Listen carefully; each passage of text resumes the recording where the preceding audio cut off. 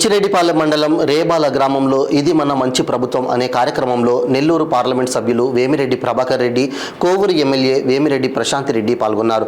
ఈ కార్యక్రమంలో వారు మాట్లాడుతూ కోవూరు నియోజకవర్గంలో అవినీతి రహిత పాలన త్వరలోనే మీ ముందుకు తీసుకువస్తారని, అందరూ నాయకులు కలిసికట్టుగా పనిచేసుకోవాలని, కోవూరు నియోజకవర్గాన్ని ఎన్నడూ లేని విధంగా రూపురేఖలు మార్చుకోవాలని ఆమె తెలిపారు. ఆంధ్ర రాష్ట్ర భవిష్యత్తు కోసం నిరంతరం శ్రమిస్తున్న ముఖ్యమంత్రి నారా చంద్రబాబు నాయుడు ఆధ్వర్యంలో ఏర్పడిన కూటమి ప్రభుత్వం 100 రోజుల పాలనలో ప్రజలు మెచ్చుకునేలా ముందుకు పోతుందని తెలిపారు.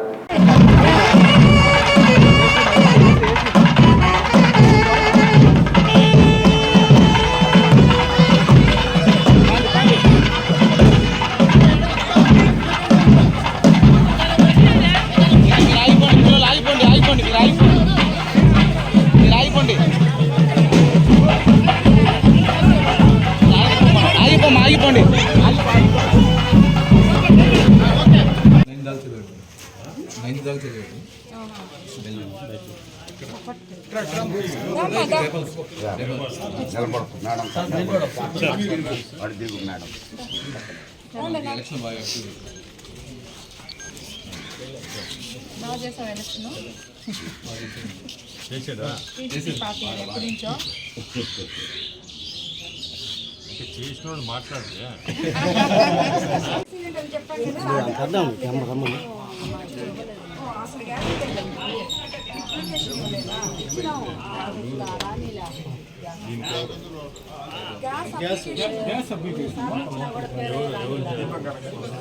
దీపం పథకం సార్ దీంట్లో ఎంత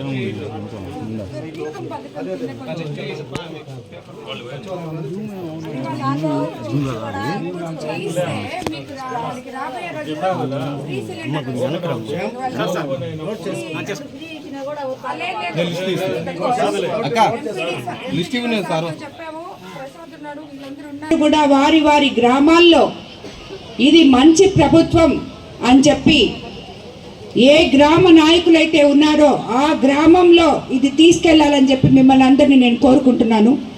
ఎందుకంటే 82 పంచాయతీలు కోవూరు నియోజకవర్గంలో, గత ప్రభుత్వంలో 82 పంచాయతీలలో ఒక తట్ట మట్టి వేసిన పాపాన్ని పోలేదు, ఒక అభివృద్ధి పని మనం చూడలేదు. ఎవరికి కానీ, రైతులకు కానీ, మహిళలకు కానీ, లేదు యువకులకు కానీ ఏ ఒక్కరికి కూడా న్యాయం జరగలేదు.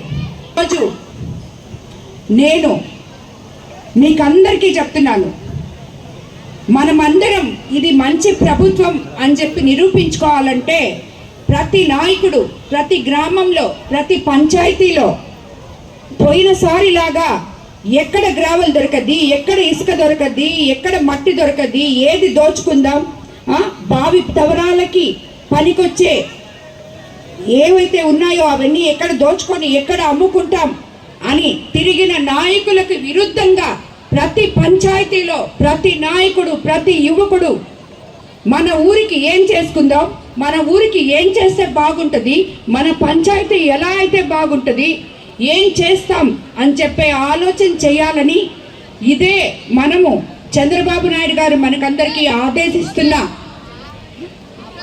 అరుదైన సలహా కూడా.